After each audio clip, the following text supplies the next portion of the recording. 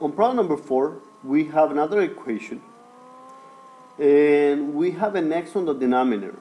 So remember, whenever we have an equation and we have an x on the denominator, then we have a problem because the denominator cannot be equal to 0.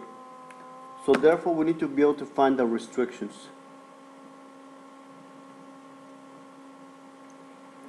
I'm going to factor the denominator as, instead of writing it down as x squared, I'm going to rewrite it as x multiplied by x. Now, my denominator cannot be 0, so therefore this x cannot be equal to 0. Nothing to solve. That will cover this other x, and that will take care of this other denominator.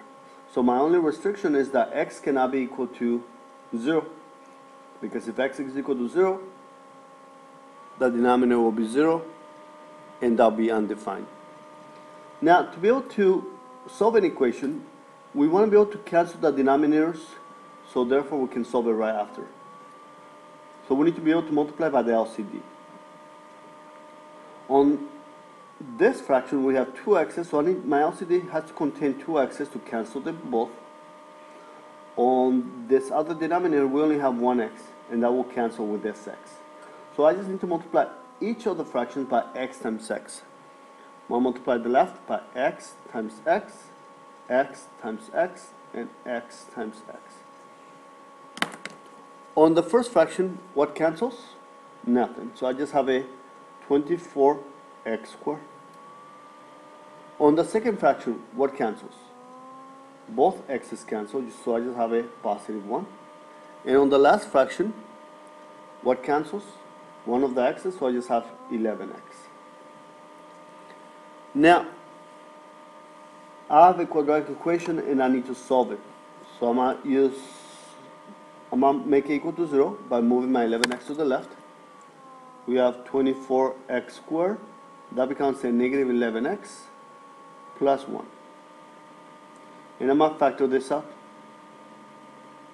Factors of 24x squared can be 8 times 4, 8 times 3, 6 times 4, 12 and 2, or 24 and 1. They need to add up to a negative 11, so I'm going to use my 8x and 3x, and I'm going to use my 1 and 1, and they both should be negative.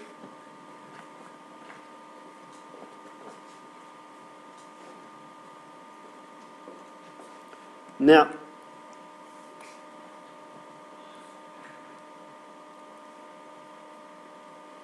to solve it, now if you double check to make sure that you get negative 11x, that gives me a negative 8x.